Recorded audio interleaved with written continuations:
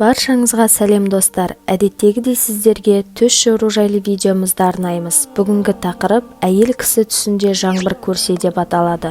Каналымызға тіркеліп қоңырауды басуды ұмытпаңыз. Егер каналымызға тіркелсеңіз, бастайық. Бойда қыз түсінде жаңбыр астында жылап тұрған көрсе, Алла тағаланың оның дұғасын қабыл еткенін білдіреді. Ал тұрмыстағы әйел жаңбыр астында жылап тұрса, жақында жүкті болатындығын білдіреді.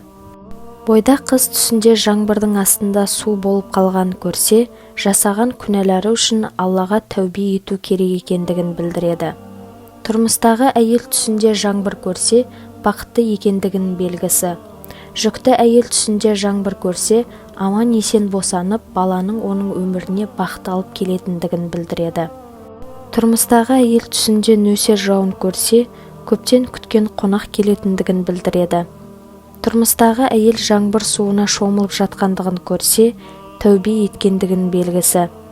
Ажырасқан әйел түсінде жаңбырды көрсе, Алла тағаланың оған жақсылық беретіндігін білдіреді.